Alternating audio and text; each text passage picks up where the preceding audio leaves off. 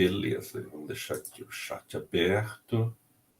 Então tá, gente, boa tarde para todos. Sejam bem-vindos para mais a nossa aula de materiais processo de fabricação 3. Essa é a nossa aula número 2. Beleza? Vamos lá, então. Hoje é dia 5 de outubro de 2021 e nós estamos vendo sobre polímeros, que é o ponto principal aqui da nossa disciplina.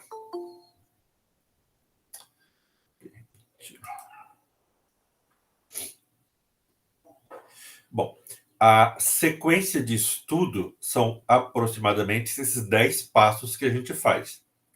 Alguns a gente consegue entrar em mais detalhes, outros em menos detalhes, e outro vai ser um trabalho que eu vou passar para vocês. Então, vão ser 2 trabalhos esse semestre. Esse último trabalho, o segundo trabalho, vai ser sobre acabamentos superficiais. Mas aí eu preparo bem o material para passar para vocês daí, então.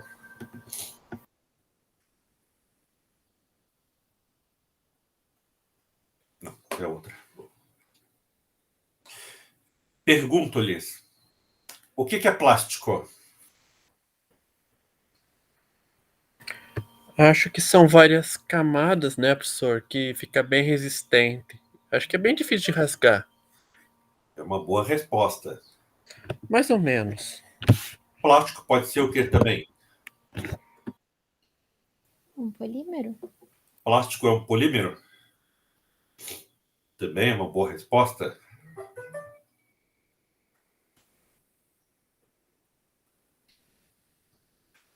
Então é assim, vamos tentar entender um pouquinho aqui o que é polímero, o que é plástico. Jefferson? Plástico é aquilo que pode ser moldado e polímero é aquela coisa que vem de uma cadeia, um termo químico, no caso. Boa resposta, gostei também. Então vamos lá. Plástico está relacionado à forma ou à estética, ou é que tem a propriedade de adquirir determinadas formas por efeito de ação exterior. Né? Isso pode ser um adjetivo também, Carolina.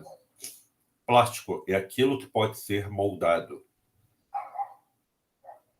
Ó, no grego, é o plastikos, é relativo às dobras do barro.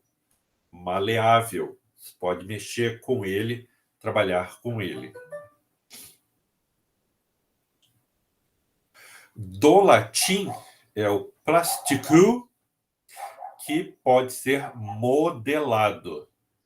Então, coisas que você consegue trabalhar bem. Mas também nós temos artistas plásticos. Aqui, ó, essa escultura que tem lá em São Paulo, que é bem grandona, é deste ator aqui. Deste escultor aqui, o Victor Brechet. Este que está trabalhando aqui é o Cello Santos. Note que legal o trabalho que ele está fazendo. E esse outro aqui é o trabalho do Tomie Otake. Ou da Tomie Otake. Eu nunca lembro se é um homem ou uma mulher, gente. Desculpe. Então, esse aqui é do instituto dele lá. Então, a gente vê aqui. Plástico também está relacionado com estética, que a gente falou, né? Pode ser alguma coisa ou outra. Eu deixei aqui o link, mas vamos ver esse videozinho aqui sobre artista plástico.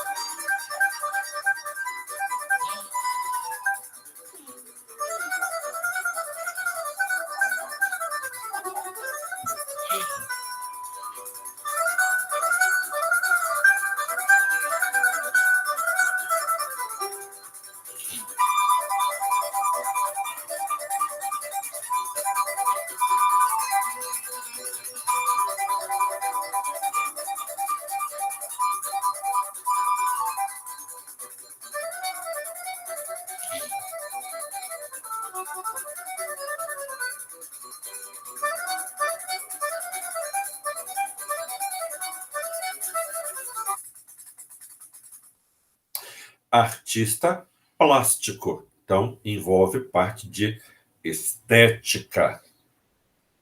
Também existe a cirurgia plástica. O que está envolvido aqui na cirurgia plástica? Não é justamente trabalhar com a nossa plasticidade aqui, melhorar, puxar um pouco assim? Na realidade, é um dos tipos, né? Ó, essa imagem daqui é lá na Índia antiga, uma forma de cirurgia plástica que estão fazendo aqui. Eu imagino a dificuldade que seria para um paciente se submeter a uma cirurgia plástica nessa época, porque não tinha anestesia ainda, né? Você ficava, por mais que tivesse alguma coisa, você ficava meio acordado. Tem esse livro aqui, sobre sangue e entranhas, que o título é meio assustador, mas não é tão assim, né? Fala sobre a história da cirurgia. E a história da cirurgia está diretamente relacionada com a história da anestesia. Então vamos ver aqui, ó. Como que você fazia uma cirurgia para reconstrução do seu nariz lá no século XVI, ou seja, por volta do ano 1500. Para você conseguir colocar um enxerto aqui, se você só recortasse de um lado e colocasse no nariz, ele não conseguiria grudar. Por quê? Ele não tinha ideia da circulação sanguínea, como é que funcionaria a circulação sanguínea. Então, tinha que fazer assim, ó. Você cortava um pedaço aqui do seu braço, fazia uma incisão no nariz, costurava, mas tinha que esperar cicatrizar. Aí você ficava com esse colete aqui, ó. Ele chamava isso aqui de pedículo. Isso aqui grudado aqui assim. E isso ficava 3, 4 meses até estar bom para você poder separar. Então imagine a dificuldade que era cirurgia plástica nessa época. Como eu falei, eles não tinham ideia da circulação sanguínea. A questão da epiderme, pele e tudo mais que tem, e também as artérias e as veias, que seria para alimentar tudo isso daqui. Havia essa grande dificuldade. Ó, isso aqui é começo do século passado, em que para você fazer uma reconstrução, você usava mais ou menos a mesma técnica, né? Você tinha que esperar cicatrizar para poder tirar essa outra parte aqui que estava grudada ainda em outra parte do corpo. E foi assim. A Primeira Guerra Mundial, a gente sabe que nenhuma guerra é boa, né, gente? Nada é bom. Mas, assim, a Primeira Guerra Mundial foi uma coisa, assim, extremamente pavorosa. Por quê? Porque aquelas pessoas que haviam sobrevivido à guerra, elas voltavam muitas vezes deformadas. Elas perdiam parte do rosto, alguma coisa assim, e era bem, bem feia a situação.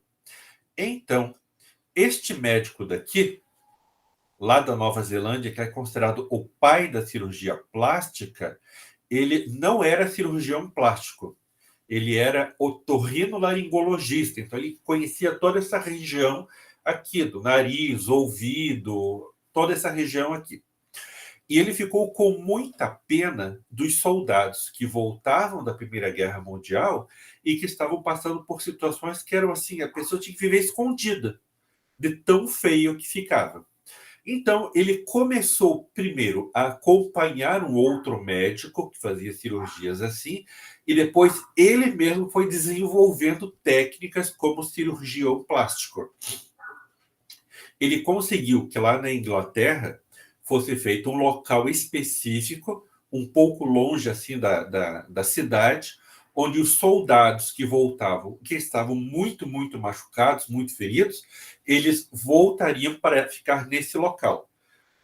E ele foi desenvolvendo novas técnicas de cirurgia plástica. Um caso famoso foi deste soldado aqui que voltou sem a parte do rosto, né? E daí ele teve a seguinte ideia: para reconstruir o nariz, em vez de eu fazer um tubinho grudando aqui, ele pegou uma parte do aqui, ó, uma parte com cartilagem e pele e um pouco de carne e colocou embaixo da testa, da pele da testa, para poder fazer a cirurgia depois, a reconstrução. Oi, Leonardo. Eles davam anestesia, né? Já nessa época já estava com anestesia, já funcionava assim, né? Ainda bem, né? Ou, imagine, né? Bom, isso foi um trabalho de vários meses, mas no final, olha, a reconstrução que ele conseguiu. Ficou uma pessoa praticamente normal, que voltou para a vida junto com a sociedade, e inclusive, aí depois, quando ele nasceu, o primeiro filho dele, ele deu o nome do médico para esse filho, em agradecimento ao que esse médico havia feito. Então, esse é o início da cirurgia plástica lá, 1914 a 18, Primeira Guerra Mundial, durante esse período de tempo. Lógico que, com o passar do tempo, a coisa foi melhorando muito. Por exemplo, aqui, ó, a criancinha nasceu com essa fissura lábio-palatal. É aberto. Aí você faz a cirurgia, fecha, e depois nem aparece que tem alguma coisa. Reconstrói, fica muito bom, funciona muito bem.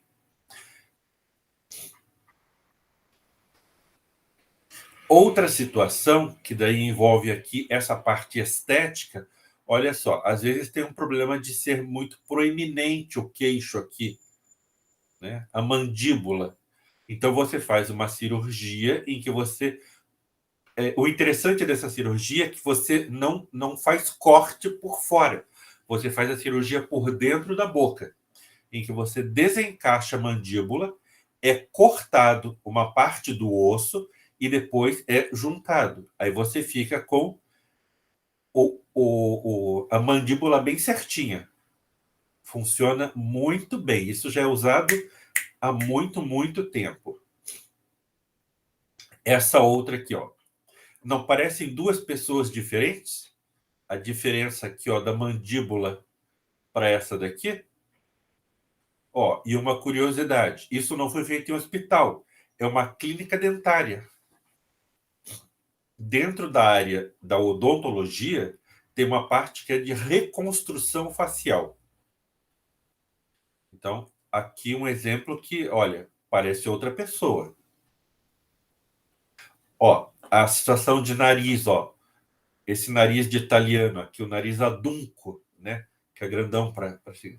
Olhe a diferença aqui, né? Olha que coisa boa. Como ficou bem feitinho, né? Você vê, coisas que eram bastante complicadas no passado, hoje ficaram bem, bem mais fácil. A questão também, ó, de você fazer cirurgia em orelha de abano para justamente evitar bullying. Já imaginou uma criancinha dessa na escola? O que sofreria? Então, a diferença do antes e o depois. Oi, Leonardo.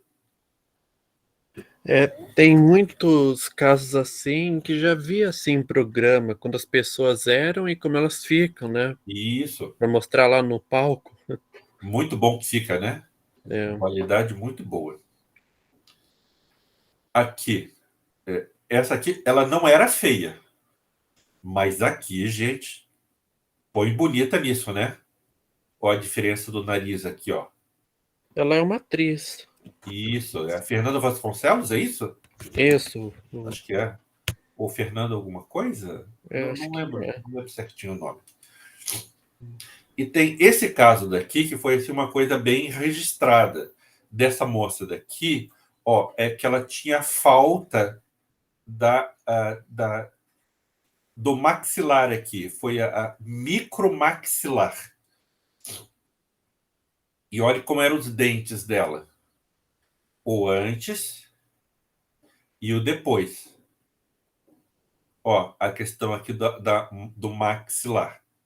Então, vê, cirurgia plástica está mexendo, né, com a estrutura de todo o corpo. Aqui, inclusive, tem mostra o consultório onde foi feito o tratamento.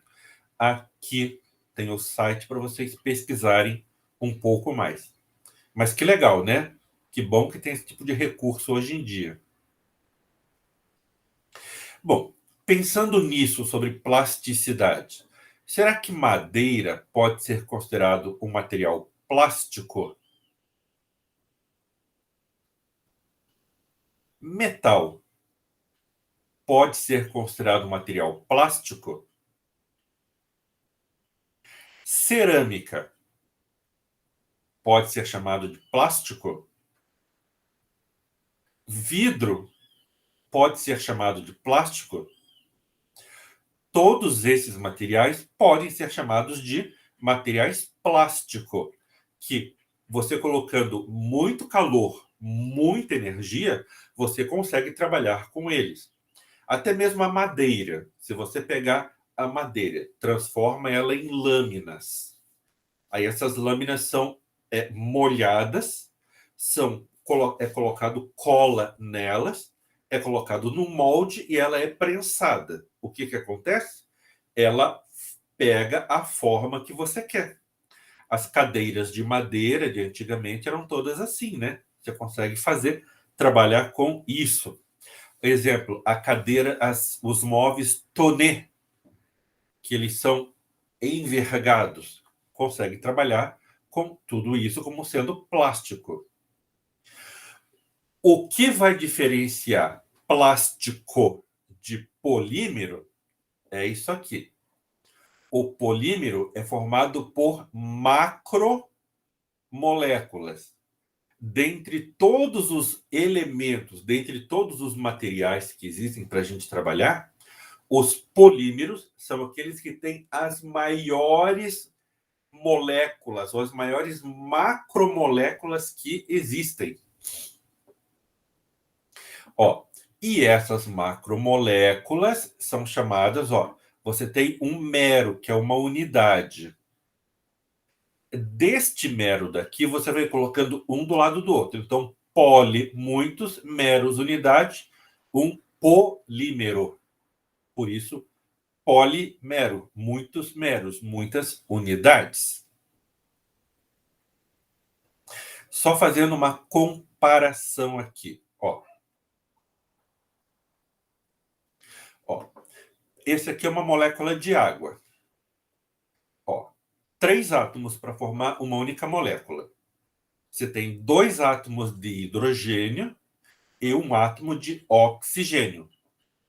Então, você tem 3 átomos formam uma molécula. Uma molécula de polímero, ela pode ter até 100.000 unidades. Vai se juntando uma na outra para formar uma macromolécula. Exemplo, sacolinha dessas aqui que a gente usa, elas são feitas com polietileno de alta densidade. É tanta densidade.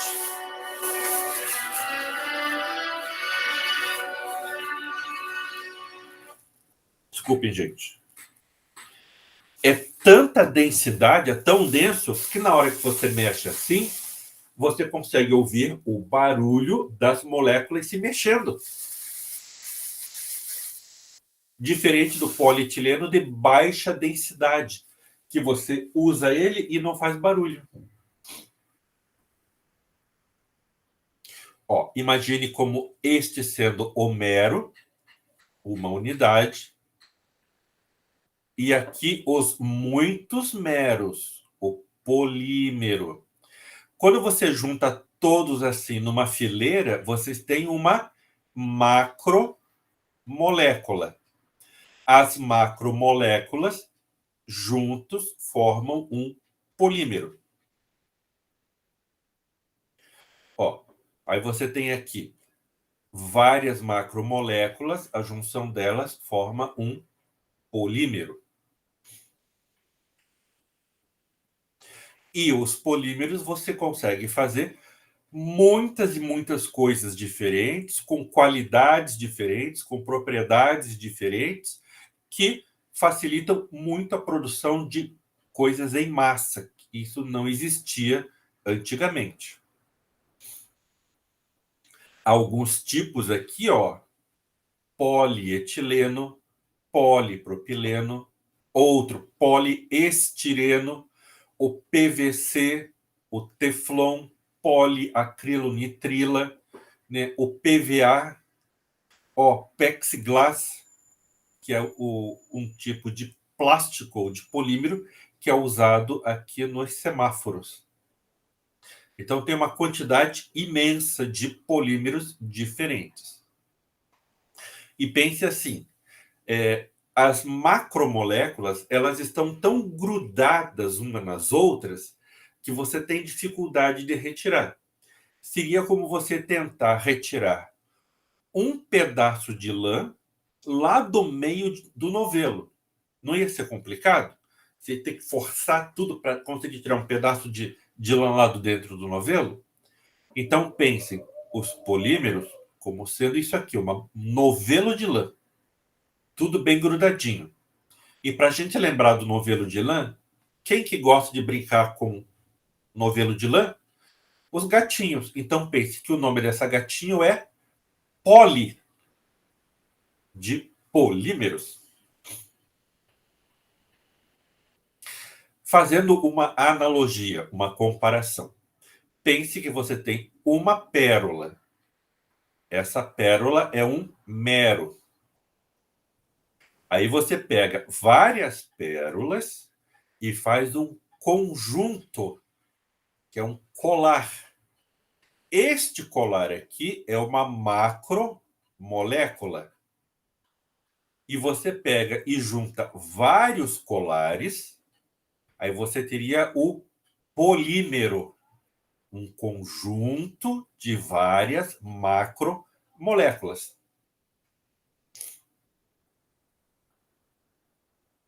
Então, ó. Peraí.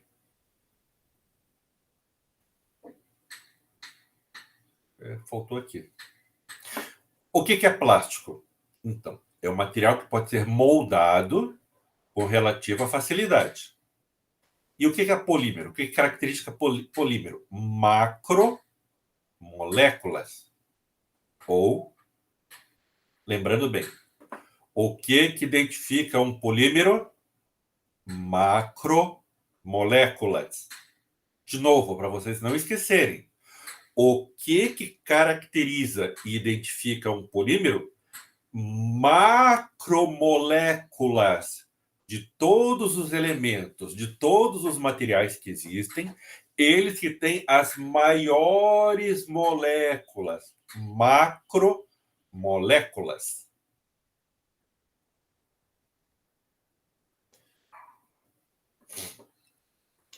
E por que eles são chamados de plásticos? Porque de todos os materiais que existem, os polímeros são os mais plásticos. Você não precisa colocar tanta energia, tanto calor para trabalhar com os polímeros. Ele derrete ou ele plastifica com uma certa facilidade. E é aquela situação em que o produto virou o nome do que você faz. Então, você pode falar, eu vou tirar uma fotocópia, eu vou tirar um Xerox ou um Xerox. Ou eu vou comprar uma lâmina de barbear, eu vou comprar uma Gillette, que foi a primeira lâmina de barbear, do King Gillette. Esse sem cidadão aqui. Ou você fala assim, eu não vou comprar uma goma de mascar, eu vou comprar um chicletes. Ó, a marca Chicletes, o nome Chicletes é só da empresa Adams. Só ela pode usar o termo chicletes. Todos os outros que tem são chamados de chiclete. E funciona, né? Todo mundo sabe o que é. Ou você não fala, eu vou comprar amido de milho. Eu vou comprar maisena. E olha só que interessante como o design está em tudo. Hoje, para você colocar uma nova marca de amido de milho no mercado, tem que ser caixa amarela e letras pretas. Por quê? No nosso inconsciente coletivo, a gente relaciona amido de milho com maisena, e a maisena está numa caixa amarela com letras pretas. E olha só, se você procurar no dicionário, na língua portuguesa, maisena é com S. Mas por que que o maisena aqui é com Z? Porque esse mais aqui vem do espanhol, que quer dizer milho. Por isso que ficou maisena com Z. Ó, eu vou colocar um curativo no meu dedo. Eu vou colocar um band-aid no meu dedo. O produto acabou virando a marca, virou o produto em si. Ó, cotonete. Cotonete veio do inglês. Cotton é algodão. Onete, não tem ideia. Mas seria uma haste com algodão nas pontas. Em português, como que é cotonete? É zaragatoa ou suave. Alguém já ouviu falar isso? Zaragatoa? Olha, eu vou ali comprar uma zaragatoa para nós para limpar o ouvido. Né? Fala, cotonete. Ó. Primeiro que apareceu, ficou conhecido. Você não fala palha de aço. Você fala, vou comprar bombril.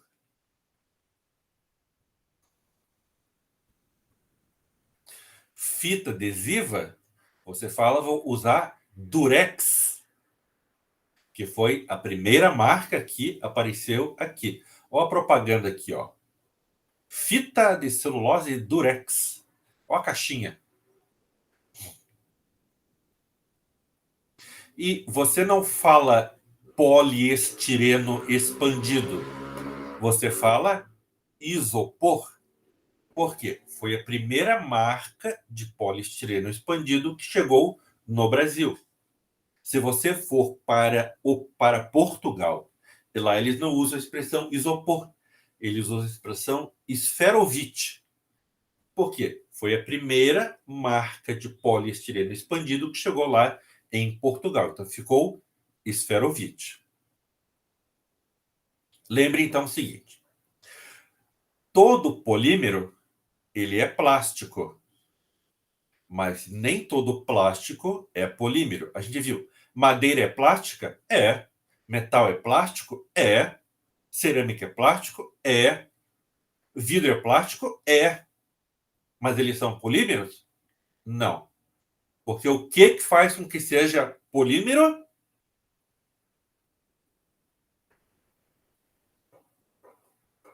As macromoléculas. Exatamente. Macromoléculas. Tem que ser isto.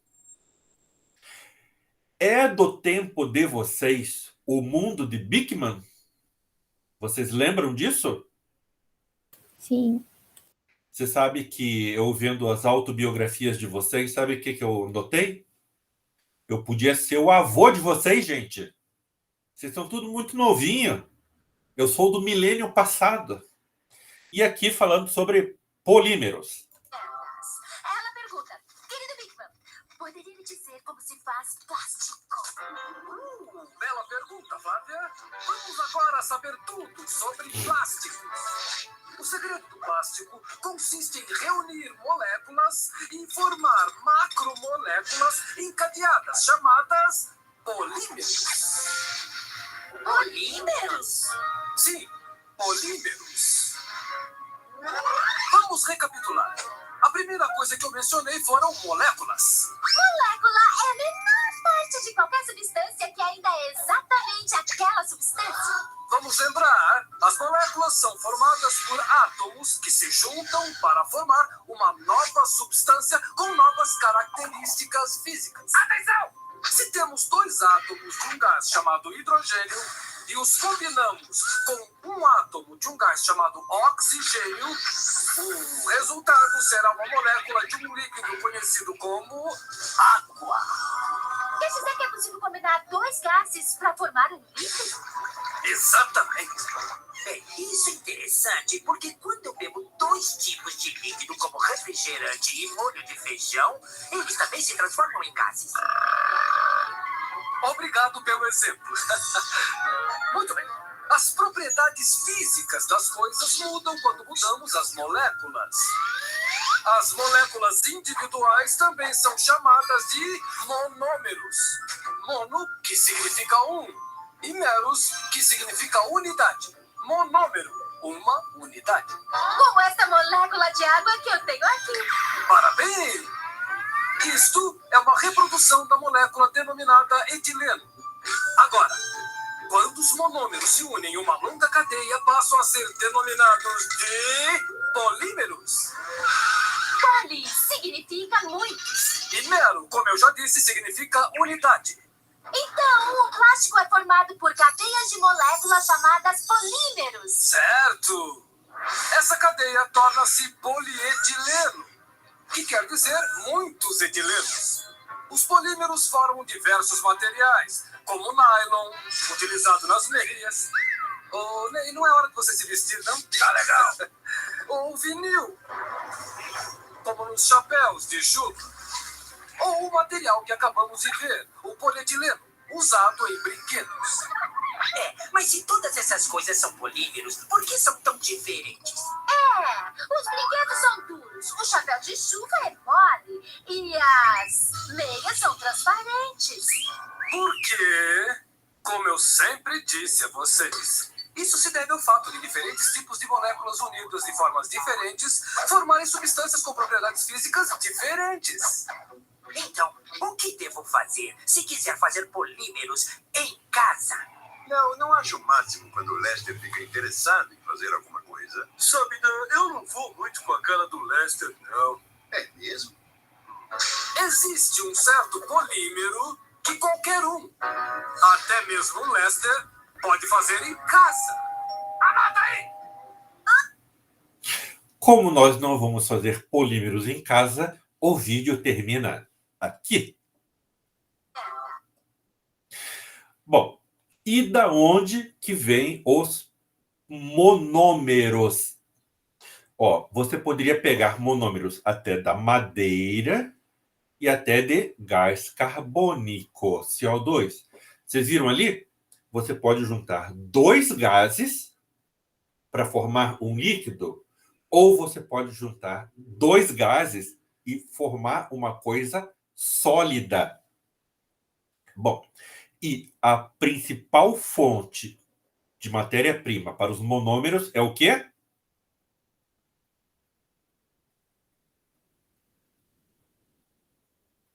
É o quê, gente? É o petróleo nosso de cada dia. A gasolina subindo bastante. Então, do petróleo que a gente mais usa para fazer polímeros. Mas por que isso? Relação custo-benefício. Para você fazer polímeros a partir de madeira, custaria mais do que para fazer a partir de petróleo. A partir de gás, CO2, custaria mais do que fazer a partir de petróleo. Então, utiliza-se o petróleo. Petróleo é usado há muito tempo. E os nomes que eles davam para o mesmo material. Olha que curiosidade. Até mesmo era chamado de múmia. Óleo da rocha, óleo de rocha. Asfalto. Você não usa asfalto? Já era usado esse termo antes mesmo de ser usado o asfalto. Olha, Heródoto, que é considerado o pai da história, ele falou que petróleo foi usado nos jardins suspensos da Babilônia e nas ruas do Império Babilônico. Olha, esta aqui era a cidade de Babilônia. Notem que ela era protegida por um fosso largo e profundo. As muralhas da cidade de Babilônia eram muito altas e tinha portões duplos para você entrar na cidade. Para você, então, conseguir que as ruas e em volta não ficassem com umidade, usava-se petróleo. O curioso é que, como que a cidade de Babilônia foi conquistada em uma única noite, se ela era tão protegida? Bom, nesse dia estava tendo uma festa muito grande. E não se sabe por que o pessoal não fechou direito as portas da cidade. O Medos e persas que estavam chegando, o que eles fizeram? Eles desviaram o rio bem antes. Aí as águas foram baixando, baixando, baixando. Os medos e persas tomaram a cidade de Babilônia numa única noite. Diz que nos jardins suspensos da Babilônia, onde hoje seria o Iraque, também era utilizado petróleo para que a água que subisse ela não vazasse. Então, usava como um isolante ali para poder molhar todas as plantas.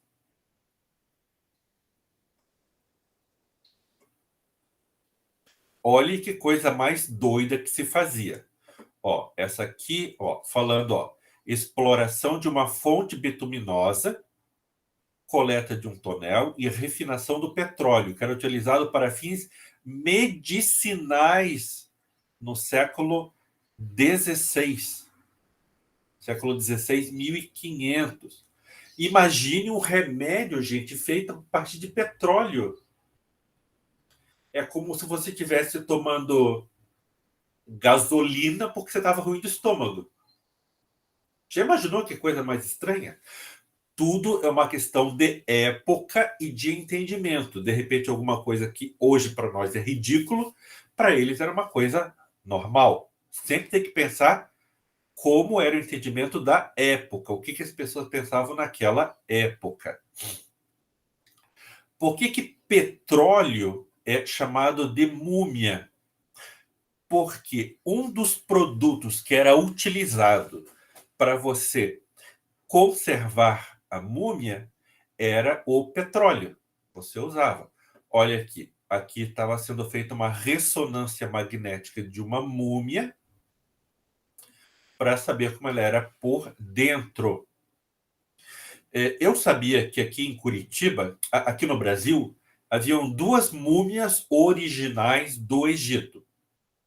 Uma estava no Museu Imperial do Rio de Janeiro, que pegou fogo. A outra está aqui em Curitiba, ali no bairro do Bacaxiri.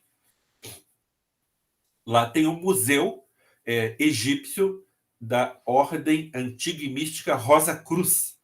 Eles têm lá a múmia da Totmeia. E é bem interessante. Eles fizeram um local todo com pinturas egípcias. Uma coisa bem legal de ver. Se você estiver em Curitiba, aproveite para visitar a Totmeia. Aqui, esse autor aqui, ele era finlandês. E um dos livros que ele escreveu é O Egípcio. É muito interessante. Eu não cheguei a ler o livro ainda, porque às vezes que eu fui comprar estava muito caro. Mas nesse livro, né, que daí foi transformado num filme, década de 60, mostra como que era lá na Casa dos Mortos. Então, eles pegavam o corpo da pessoa que morreu, aí eram retiradas as vísceras, eram colocadas em vasos.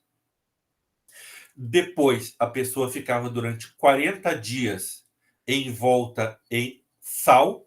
Pro sal... Caiu sua net? Voltou? Era retirada toda a umidade. Depois ele era feito as bandas e, para proteger mais ainda, para conservar, o petróleo. Olha só que coisa mais doida também, tudo questão de época. Quando a Inglaterra começou a encontrar múmias e elas foram levadas lá para a Inglaterra, elas não eram colocadas nos museus. Sabe para que eles usavam? Eles pegavam as múmias e jogavam dentro da caldeira dos trens, porque ela pegava fogo com facilidade, como tinha petróleo nela, era um calor muito grande. Depois o pessoal viu que não era uma boa ideia fazer isso com coisas passadas, né? Já em tempos mais modernos, nós chegamos aqui, ó, 27 de agosto de 1859, em que o Edwin Drake ele fez o primeiro poço de petróleo lá na Pensilvânia. Tá. O que ele fez de diferente que marcou tanto? Naquela época, o pessoal só sabia fazer poço igual fazer poço de água, em que você vai tirando a terra e depois faz uma estrutura em volta para aquilo não cair.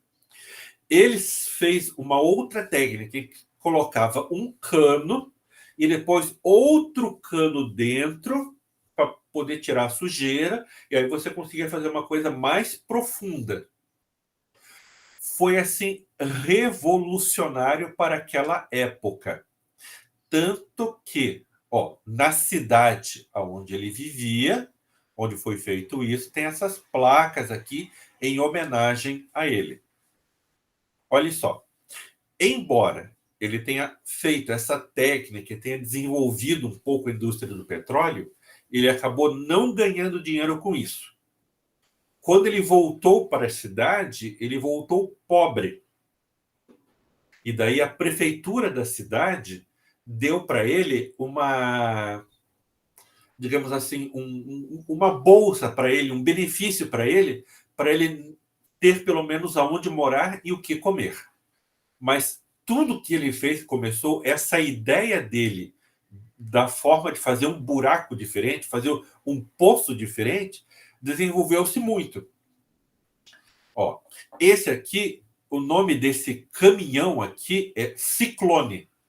Era ele que ajudava a fazer a perfuração do poço.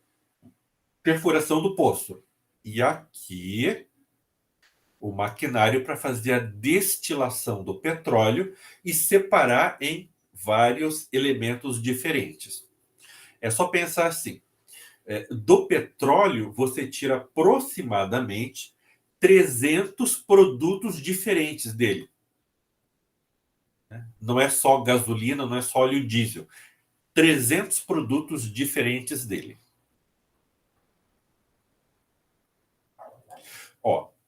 O que ajudou também o desenvolvimento dessa indústria petrolífera, lá no final do século XIX, início do século XX, foi que a gente viu... Foi com vocês que eu vi? Segunda Revolução Industrial? Não lembro. Acho que não. Segunda Revolução Industrial, 1870 a 1914. O início você deixou de usar carvão para gerar energia e passou a usar petróleo para gerar energia.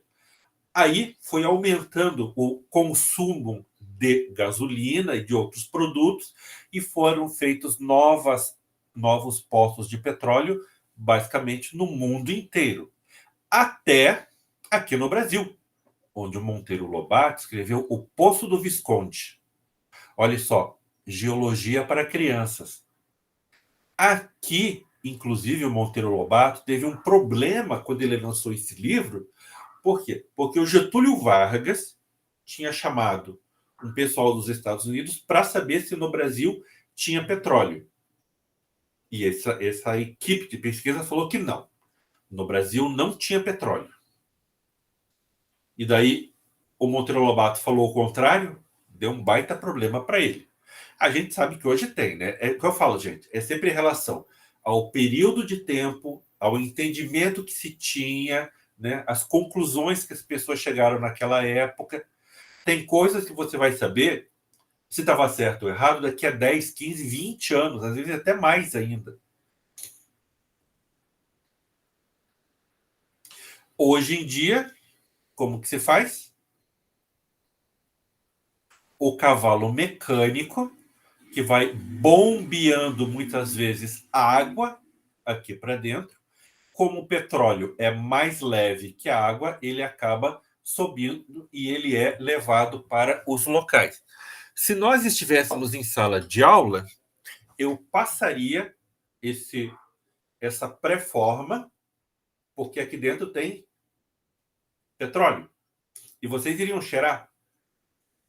E vocês falaram assim, professor, isso aqui tem cheiro de gasolina com óleo diesel. E eu falaria, é verdade, porque é petróleo. Por enquanto, fica só no visual, tá, gente? Se tiver pessoalmente, a gente vê como que ele é aqui. Esse petróleo eu ganhei do pai de uma aluna que trabalha na refinaria Getúlio Vargas, aqui em Araucária. Aqui, os sistemas de transporte e produção de petróleo, que é uma coisa extremamente grande, né? É uma indústria a nível mundial, até mesmo o desenvolvimento das plataformas petrolíferas aqui, né, em alto mar. O Brasil, ele tem uma tecnologia muito grande de perfuração em alto mar para conseguir retirar petróleo. Bonita foto, né?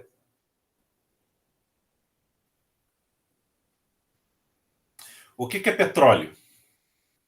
Tá aí a definição dele.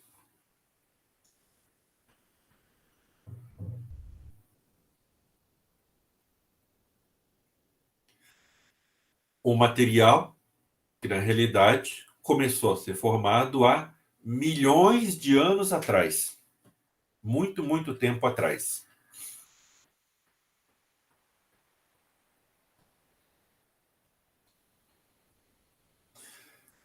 Principalmente, o que forma o petróleo? Hidrogênio e carbono, que é hidrocarboneto. Dentro do petróleo tem mais coisas, e como tem enxofre, nitrogênio, metais e mais um monte de outras coisas. Conforme você vai destilando, vai separando o petróleo, você consegue muita coisa. Ó, aqui nós temos uma refinaria de petróleo. O que é refinar o petróleo? É basicamente pegar o produto bruto e separar nos produtos secundários que saem do petróleo, até mesmo os polímeros. Os polímeros saem do petróleo, saem em que forma? Líquida. Aí eles vão para a empresa para ser processado, transformar-se em sólido.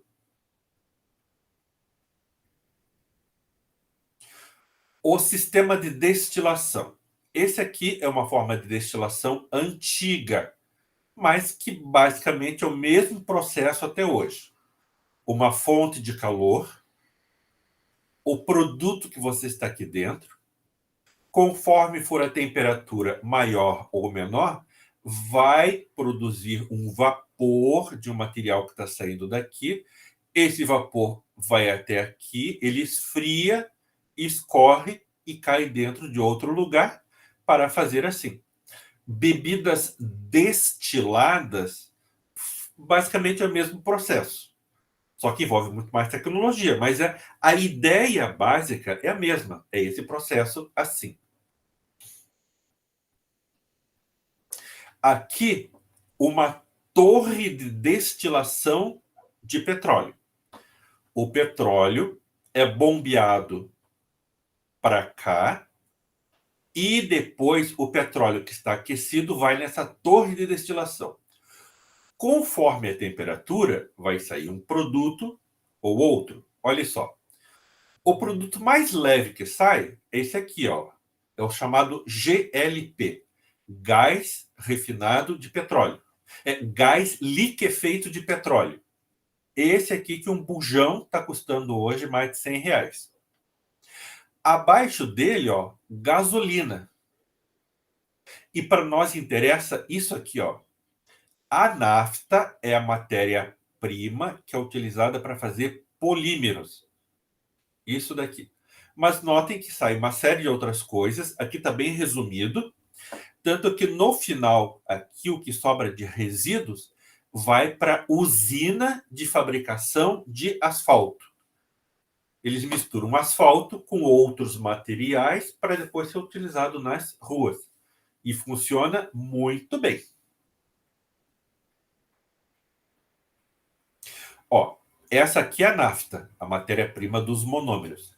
Aí eu entrei em contato com a Petrobras e pedi se eles podiam me dar um frasco de nafta para eu usar como material didático em sala de aula. Eles falaram que, infelizmente, eles não podem fazer isso. Por quê? Porque é proibido por lei você transportar nafta. Ela é extremamente explosiva e pega fogo com muita facilidade. Aí eu pensei, mas como que faz, então, para fazer, a partir da nafta, fazer os polímeros? Basicamente assim, a tubulação sai da refinaria e a tubulação chega na empresa que fica ao lado da refinaria, para ali ela ser processada.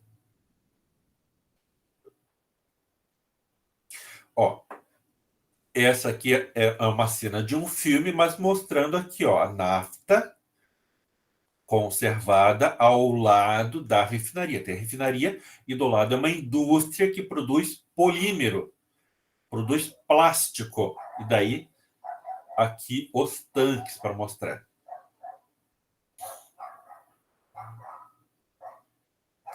Vamos pegar um histórico dos polímeros. Aqui a gente está sem hiper, mega, ultra reduzido.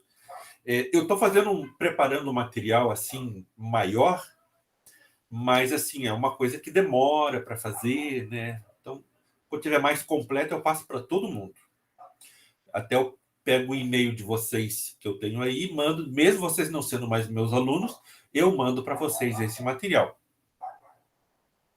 Ó, tiveram três grandes pesquisadores que estão relacionados com os polímeros que nós podemos pensar hoje. O primeiro deles, o Alexander Parkes, lá na Inglaterra, em 1862. O segundo é o americano John Wesley Haight, lá nos Estados Unidos. E o terceiro é o Leo Baekeland, da Bélgica. A Bélgica é um país que fica acima da França. Por isso que lá na Bélgica eles também falam francês. Bom, o que estava acontecendo nesse período de tempo?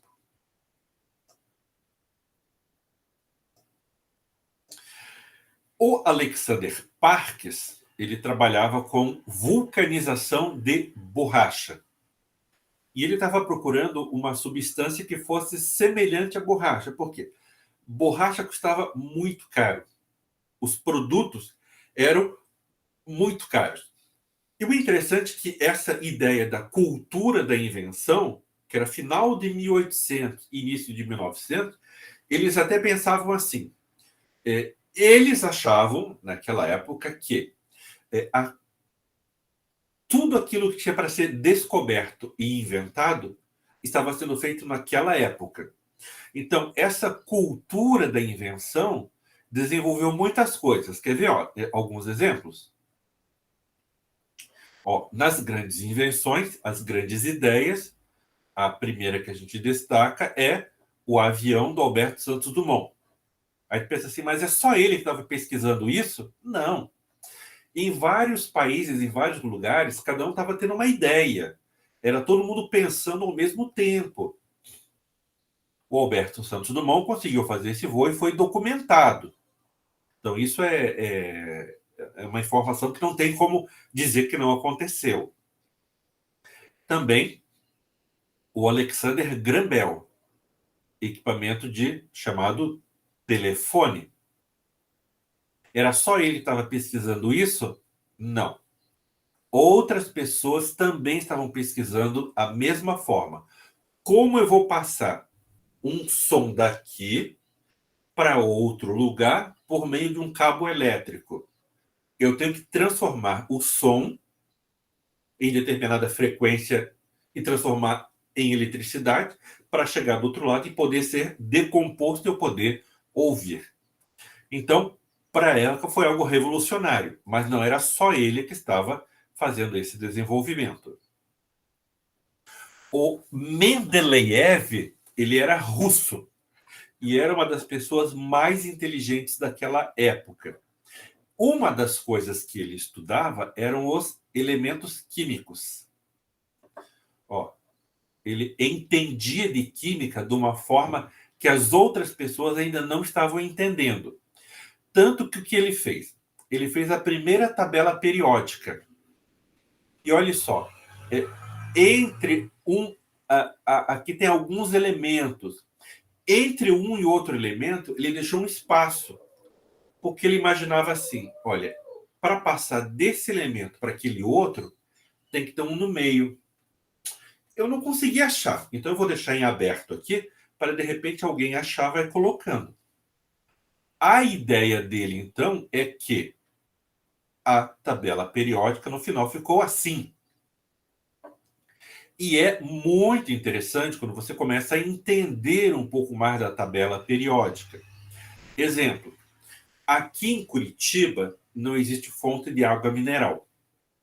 Existe água mineral na região em volta da cidade de Curitiba. Essa água mineral da região em volta de Curitiba, se vocês olharem ali no rótulo, fala que é alcalina e alcalina terrosa. Então, ela tem os elementos da primeira e da segunda coluna. Se você for lá para o Nordeste e tomar água mineral lá, ela tem um gosto totalmente diferente. Por quê? Porque são outros elementos químicos que tem nessa água mineral. O Marconi, ele estava estudando como que você faria para transmitir uma informação sem haver necessidade de um fio elétrico para passar. É só a gente pensar assim. O grande desenvolvimento que teve foi o telégrafo, né? A mensagem que antes dependia de um cavalo para passar ou alguma coisa assim, de repente ela passou a ser por fios elétricos. É só lembrar do Marechal Cândido Rondon aqui no Brasil. Ele ia para o interior do Brasil levando o telégrafo. O Marconi pegou informações de outras pessoas e foi juntando também. E conseguiu desenvolver o rádio, que você consegue passar informação sem cabos elétricos. Aqui, os irmãos Lumière estavam fazendo o quê? Criando cinema. Tanto que foi assim tão grande, foi assim tão forte a criação deles. Esse aqui é um pedacinho, é só uma imagem do primeiro filme que foi passado para as pessoas verem, que era A Chegada do Trem na Estação. E foi assim, as pessoas pagavam não sei quantos centavos na época, entrava na sala, ficava uma tela na frente e, de repente, começava a vir a imagem de um trem vindo na direção das pessoas. O que as pessoas faziam? Saíam correndo com medo de ser atropelada pelo trem. Então, aí que a gente vê, né? Hoje você vê uma coisa dessa, parece tão simples, tão facinho, né?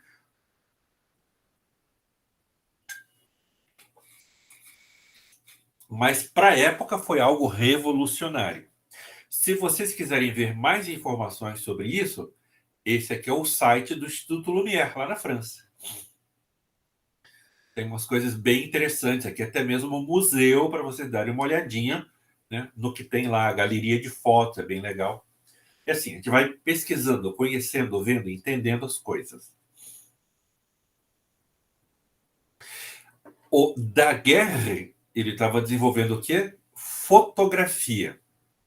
Só que assim, para você conseguir marcar no negativo isso daqui, eram alguns minutos que o diafragma tinha que ficar aberto para entrar a luz e marcar o negativo.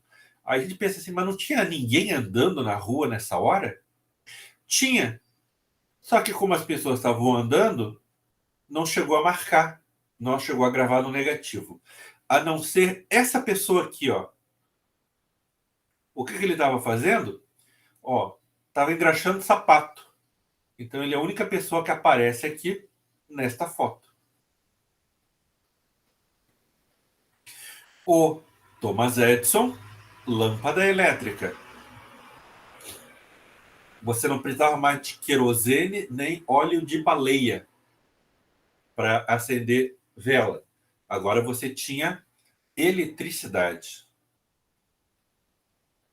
E o interessante é que o George Eastman, ele estava vendo sobre fotografia também. A fotografia nessa época, você precisava ter uma chapa de vidro para nessa chapa de vidro, né, ser marcado ali. Aí você tinha que levar para o laboratório, tinha todo um trabalho. Tanto que para fazer fotografia, você tinha que carregar um equipamento muito grande. A ideia do George Eastman era, em vez de ser uma chapa de vidro, se pudesse usar um material que fosse flexível e mais fininho. E daí ele teve a ideia de usar o celuloide. E foi criada a marca Kodak. Kodak é o som de quando você aperta o botãozinho para fazer a fotografia. Kodak.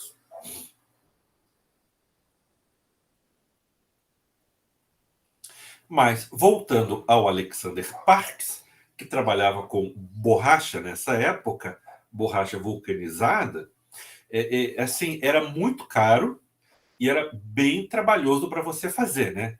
Envolvia calor, pressão e alcatrão para você colocar para fazer a borracha. Então ele queria uma coisa que fosse mais fácil. Por quê? Porque nessa época, para você tratar os dentes, a única tipo de dentadura que eles estavam fazendo, ela era feita de borracha. A pessoa ficava com gosto de enxofre na boca, não era uma coisa agradável. E daí o Alexander Parkes criou a chamada parkesiana. Trabalhou com o quê? Nitrato de celulose. E o que ele conseguiu fazer? Ó, aqui ele descreve o material que ele fez. Podia trabalhar estado sólido, plástico, fluido, ficava duro como marfim, opaco, flexível, resistente à água, fácil de pintar. Tinha uma série de grandes vantagens. Daí, inclusive, quando teve a Exposição Internacional em Londres, em 1862, ele apresentou esse material na Exposição de Londres e fez o maior sucesso. Por quê? Porque produtos passaram a ser feitos de forma colorida. Alguma coisa que antes era só cor de madeira, cor de metal, cor de chifre, ele conseguiu fazer colorido. Seria como se, de repente, você só tivesse fotografia preto e branco, e agora você tem colorida. Aí eu vou querer colorida, né? Muito mais legal, tem muito mais coisa para ver. A parkesiana. O segundo grande homem foi John Wesley Haight, que ele trabalhou como celuloide, patenteou o celuloide e é considerado lá nos Estados Unidos o pai da indústria do plástico. E tudo tinha a ver com o material para substituir o marfim das bolas de bilhar. E daí, o John Wesley Haight criou essa empresa, Albany Dental Plate Company. Por quê?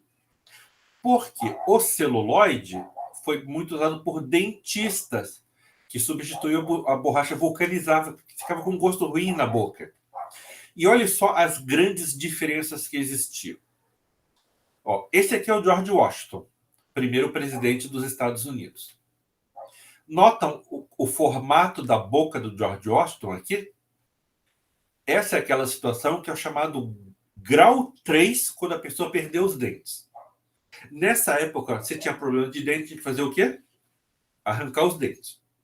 Então, ele não tinha mais dente na boca. Conforme você vai perdendo os dentes, o organismo vai absorvendo tanto a parte óssea quanto a parte aqui de dentro da gengiva. Vai absorvendo, vai diminuindo. Por isso que a pessoa fica com essa boca de bruxa. Fica assim para dentro, a boca encolhendo.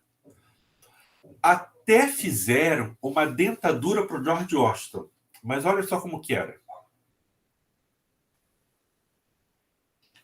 Aberta e fechada. Ó que horror os dentes aqui. Nesses dentes aqui tinha marfim, tinha dente de hipopótamo, tinha um pouco de cada coisa. Mas olha como que era. Era uma mola. Então você podia ficar com ele na boca assim, ó. Mas se você falasse, a dentadura voava. Então começaram a desenvolver alguma coisa na área de dentistas para isso. Nesse meio período de tempo, o Bayer aqui, ele estava desenvolvendo, ele queria um material para usar para tingir roupa. Tanto que ele conseguiu desenvolver o chamado Indigo Blue. Essa cor que é das nossas roupas jeans, esse azul, é o azul que ele desenvolveu. Ele ficou 17 anos nessa pesquisa para chegar a isso. O resultado ganhou o Prêmio Nobel de Química em 1905, pela pesquisa que ele fez pelo desenvolvimento. Ele passou por essa aqui de fenolformaldeído, mas ele não continuou as pesquisas. E se é Bayer, é bom. Fazendo um parênteses aqui, eu estou falando sempre assim, como era o pensamento da época, o que as pessoas entendiam. Olha o que a Bayer já fazia. Ó, Bayer, produtos farmacêuticos, fazia aspirina e fazia também heroína. Para que era heroína? Sedativo da tosse. Que loucura, né? Olha só. A heroína da Bayer foi durante 20 anos ela foi vendida. Eles achavam que não ia viciar, porque a morfina viciava. Mas eles descobriram depois que a heroína também viciava. Aí você usava para tosse. Tinha também o vinho feito de cocaína. Sabe quem gostava muito desse vinho feito com cocaína? Ó, era o Papa Leão XIII. Ele sempre andava com um frasquinho do vinho Mariani, tanto que ele deu um prêmio para o Mariani por ter desenvolvido esse vinho. Vinho com cocaína, puxa, devia ficar bem alegre, bem calmo, né? Aqui, ó, cocaína, drops para dor de dente, cura instantânea. Lógico que fica drogado. Se você ficar drogado, vai ficar sem ter uma condição certa de pensar, vai parar de tossir também, né? Ou para dor de dente, vai parar de sentir dor. É só a gente pensar, né? Muita anestesia que hoje é feita é a partir de produtos assim. Ópio, cocaína, só que é controlado ali, né? Para você acordar depois. Ó, e esse aqui era o elixir paregórico. Paregórico vem do grego, que seria assim, a cura para todos os males. O que tinha? Além do ópio, ainda tinha álcool. Ó, gente, 46% de álcool. Para você ter uma ideia, a cachaça mais forte que tem no Brasil é a Tatuzinho. Ela tem 44% de álcool. O remédio que você dava para um bebê recém-nascido tinha 46% de álcool. Lógico que a criança ficava calma, né? Dopada ali. Aqui, quando teve a festa pelo centenário da aspirina, a Bayer, e tinha também o time de futebol dos funcionários da Bayer. Hoje, o time não é mais dos funcionários, mas leva o nome do Bayer Leverkusen. É da empresa Bayer. Então veja quanta coisa saiu lá da Bayer, né?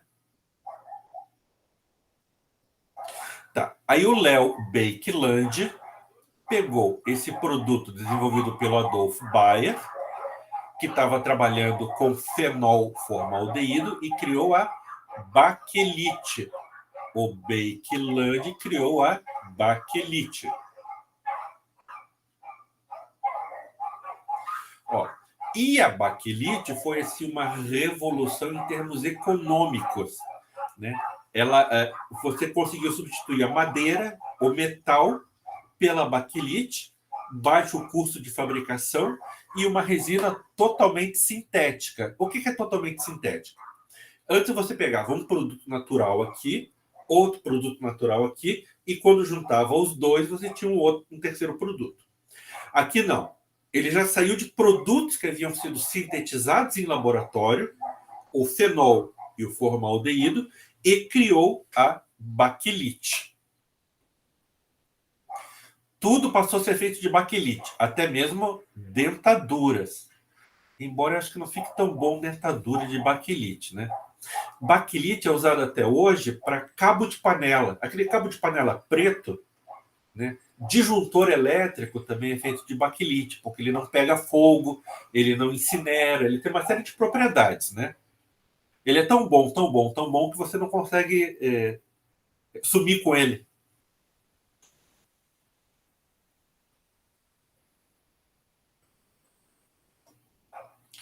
Ó, tudo que era feito de madeira e metal passou a ser feito de plástico baquelite. E isso aqueceu a economia naquela época. O rádio, que era a forma de comunicação que tinha, antes era só aquelas caixas de madeira toda trabalhada, bem bonita, mas era muito caro. Aí você passou a ser as caixas serem feitas de baquelite. Ajudou? E muito, muito, muito. Ó, produtos podiam ser feitos coloridos. E esse aqui eu achei interessante, eu coloquei aqui, porque assim, eu pensei assim, será que isso aqui é um microfone?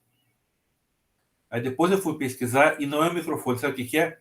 É um ventilador. A hélice do ventilador é isso aqui de couro. Conforme ia girando, saía o vento. Imagine-se que não tinha muito proteção nessa época, né? Podia machucar quem chegasse perto do ventilador. E a baquelite tornou-se, então, extremamente conhecida, muito, muito, muito usada, é usada até hoje.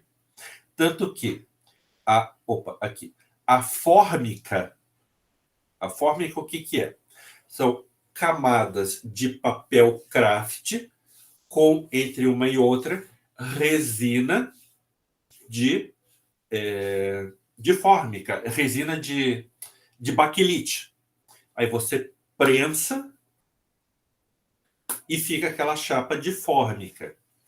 Bom, hoje você não coloca mais, não fala que o produto tem fórmica, porque eles dizem que isso remete a móvel de baixa qualidade.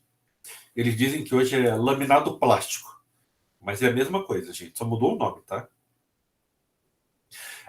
Aqui, ó, quando vocês viram em materiais 1 sobre compensado naval, o que faz com que ele seja tão resistente dentro d'água? Baquelite. É a resina que é usada para fechar, para prender aqui, para criar o compensado. Pressão e calor, aí você consegue fazer o compensado naval. Os telefones da Ericsson, que eram extremamente bons, né, dava para fazer assim do baquelite. Essa propaganda de rádio, não devia estar junto com o telefone, né? Gente, agora que eu vi isso, que coisa. Mas o rádio é feito de baquelite também aqui, ó. Então, relembrando. Primeiro, Alexander Parkes com a parquesiana. O segundo, o John Wesley Hyde com o celuloide,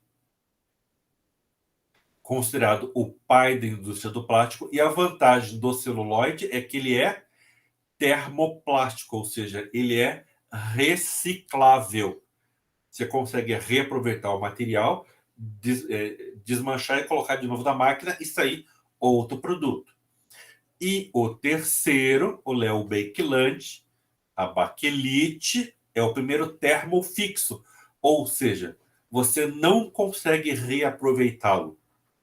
Fez o produto, estragou, não tem como reaproveitar o material. Ó, aqui tem algumas datas, e daí eu estou pesquisando esse material de forma mais profunda, e tem assim, em outras tabelas, tem outras datas. Então, eu estou atualizando essas outras datas num outro material separado, falando a história de cada material, como que chegou até nós. Até que tem o policarbonato. Mas, assim, vamos ver só rapidamente uma coisinha aqui, ó. Quando a gente fala em silicone, hoje a gente pensa em implante mamário. O antes e o depois.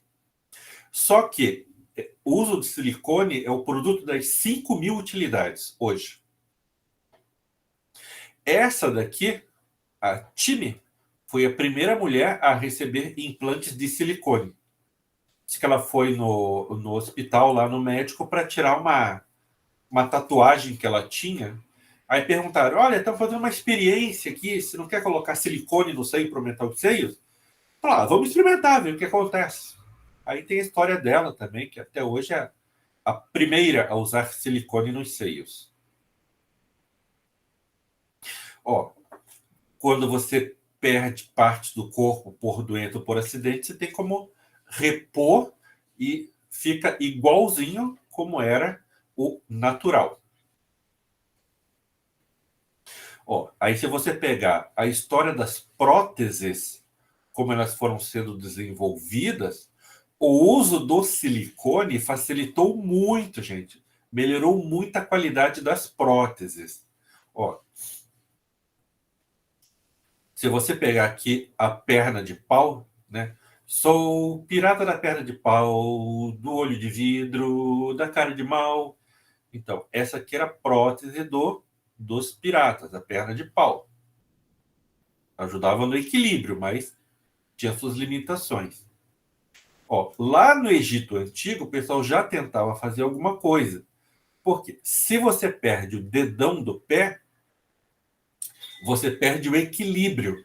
Fica muito difícil você se equilibrar com a falta do dedão. Então, faziam isso daqui. Olha só, essa menina nasceu sem as pernas. Olha como que era prótese em 1870 lá na Inglaterra. Ajudava? Puxa, para a época, imagine, alguém que não tinha pernas, como é que ficou, né? A qualidade de vida que isso proporcionou. Ó, a Guerra Civil Norte-Americana também deixou as pessoas muito, muito machucadas, perderam braços, pernas e tudo mais. Essa aqui é uma patente de uma perna artificial de 1871. Aí você pega as fotos de época, olha, este aqui, que voltou da guerra, voltou sem os braços, sem as mãos. Aí foi feita uma adaptação aqui para poder trabalhar. Esses outros aqui também, ó, perderam um braço. A prótese que eles usam aqui, ó, é quase que uma ferramenta. Dava certo? Puxa, ainda bem que existiam pessoas que desenvolviam isso, né? Olha agora uma prótese moderna, com o uso de silicone, que dá flexibilidade.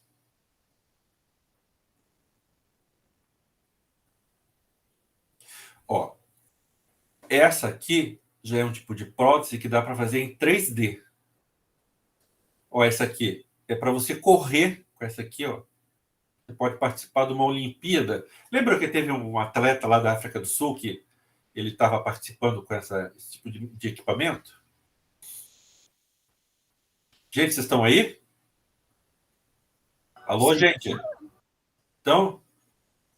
Oh, beleza. O João tá. Alguém mais? Vocês estão aí ou estão dormindo? Sim, estamos aqui, professor. Ou estão almoçando? Estão vendo TV? Opa, a Giovana tá aí. Beleza. Ó, essa aqui, Marina também tá. Obrigado, Marina. A Amy Purdy, ela teve uma meningite e perdeu as pernas pela meningite. Mas ela se adaptou bem e voltou a participar de esportes utilizando próteses.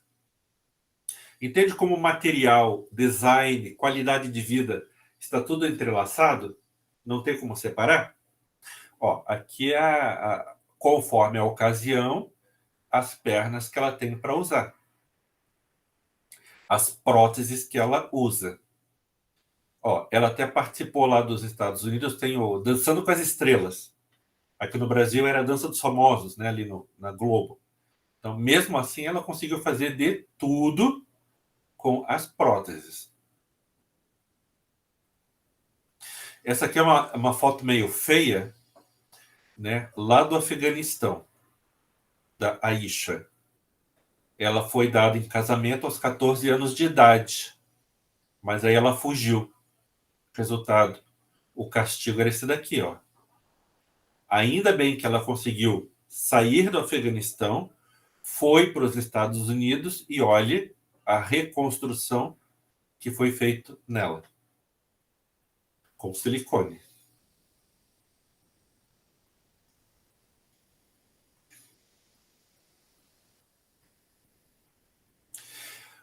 A primeira fibra sintética foi a poliamida. Quem desenvolveu? Este pesquisador nos laboratórios da DuPont, lá nos Estados Unidos. Ó, e embora a Feira Mundial fosse em 1939, em 1938 já estava funcionando e eles lançaram essas meias, chamadas meias de vidro. Ela substituía as meias que eram de seda. Aí você tinha que ter uma cinta liga aqui na coxa para segurar a sua meia de seda. Essas meias de poliamida você colocava e ela não escorregava. As mulheres amaram. Só que em 1939, o que aconteceu? Começou a Segunda Guerra Mundial. E nessa Segunda Guerra Mundial, as meias da DuPont, todo o material que era usado aqui, passou a ser utilizado no quê? Esforços de guerra. Aqui, ó, quando foi lançada a meia também, ó o tamanho. Isso aqui tem 10 metros de altura e 3 toneladas para fazer a propaganda da meia. O sucesso de vendas, uma coisa fora do comum. Veio a guerra, a poliamida passou a ser utilizada nos esforços de guerra, fazendo paraquedas e outros materiais. Resultado? Faltou material para as meias. Tanto que foi feita uma pesquisa e era assim: o que as mulheres mais sentiam falta nessa época? Era a meia, o chocolate e, em terceiro lugar, o marido. Bom, passado a guerra, a DuPont falou que ia voltar a vender as meias na cidade onde eles têm a indústria deles, a fábrica deles. Foi assim, ônibus para aquela cidade para as mulheres comprarem as meias. Essas fotos aqui são do site da DuPont. Vocês pesquisarem lá, vocês vão encontrar. Ó, a mulherada saía já queria colocar meia, que era o sonho de consumo, né? O bam, que mais queria. Oi, Leonardo. Isso aí é a época da Segunda Guerra, né? Isso. Foi a época mais triste do mundo. É triste mesmo. Ó, tanto que quando as mulheres não tinham meias, elas faziam isso daqui para parecer que elas estavam com meia. Elas depilavam as pernas, faziam as marcas como se estivessem utilizando meia. Aí acabou a guerra, e a poliamida recebeu o nome comercial de nylon. Aí uma lenda falava que foi nylon em homenagem a Nova York. Cadê aqui? Nova York e Londres. Nova York e Londres. Outra lenda falava que quando eles conseguiram desenvolver o material, eles teriam usado essa frase daqui. Agora você perdeu o velho japonês. Eu entrei em contato com a empresa, com a Dupont, e perguntei qual das histórias era verdadeira. Aí eles falaram que, na realidade, as duas histórias são falsas, são lendas urbanas. E outro material bem interessante é o politetrafluoetileno. O que é o politetrafluoetileno? Essa cadeia polimérica que tem flúor junto. Também, no laboratório da Dupont, os pesquisadores deixaram o material de um dia para o outro e no dia seguinte encontraram este produto na forma, em vez de estar mole, estava sólida aqui, formato de um pó. Aí eles não sabiam o que fazer com isso, fizeram um monte de testes e viram que era extremamente resistente a este material. Nisso, o general Groves soube desse material e pediu para a Dupont fazer uns tubinhos com esse material, porque eles precisavam desse material, porque ele comandava a equipe do projeto Manhattan. E o que o projeto Manhattan fazia? Eles estavam desenvolvendo a bomba atômica. Então, o politetrafluoretileno, o primeiro uso dele foi bomba atômica. Tanto que daí eles fizeram a primeira, a Little Boy,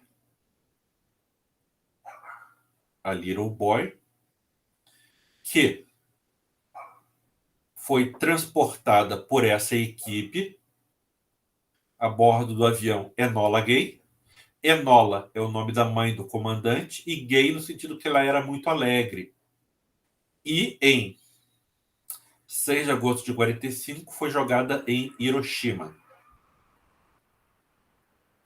Em seguida, foi usada essa daqui. Aquela era a Little Boy, essa é a Fat Boy. Foi jogada em Nagasaki, em 9 de agosto de 45.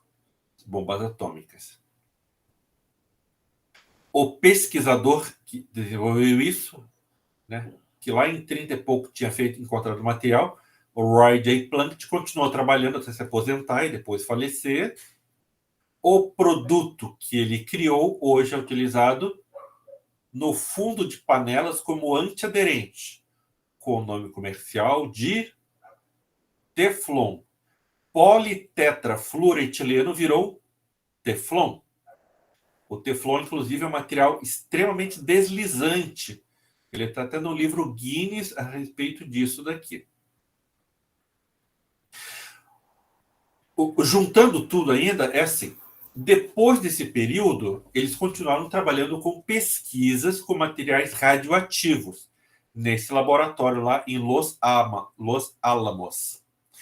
E teve esse cidadão aqui, o Louis Slotin, pesquisador físico do Canadá, que estava trabalhando com material radioativo. E aconteceu o seguinte. Ok.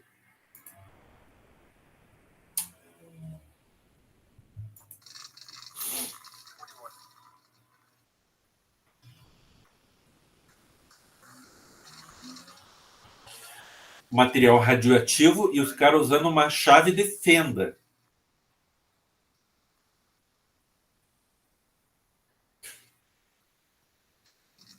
diz que o nome desse experimento é segurar a cauda do dragão.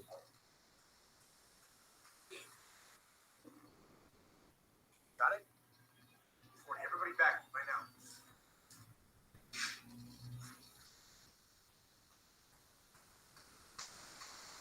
Behind the wall.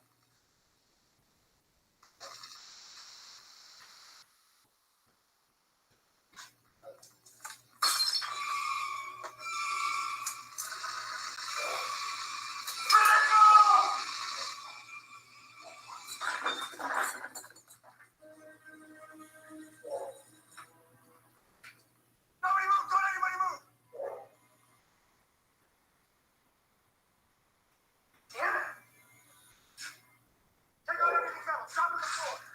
Mark the position you're standing in. Get out.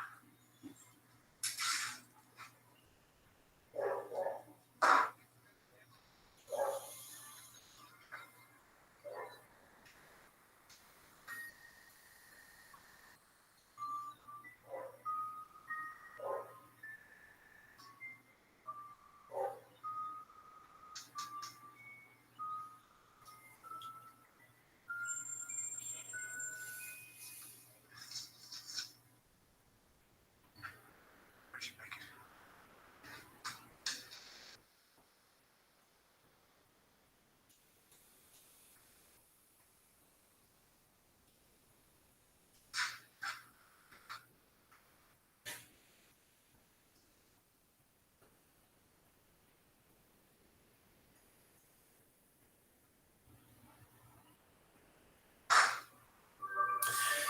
9 dias depois disso, ele morreu por intoxicação por radioatividade. Nisto, passado um período de tempo, década de 80, surge The Watchmen. E tem este personagem que também sofre um acidente com radioatividade. Como é o nome desse personagem?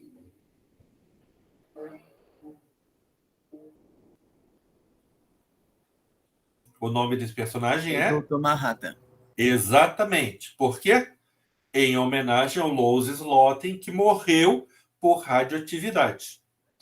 Assim, nós vemos claramente que polímeros, materiais, processos de fabricação, design, está tudo conectado. Tudo junto. E assim, nós terminamos a nossa aula número 2. Beleza, gente? Joinha? Assim, deixa eu terminar aqui, fazer a gravação. Daqui tem que estar aqui. Assim que estiver pronto, eu passo para vocês tanto a aula quanto a gravação. Beleza, gente? Eu vou pegar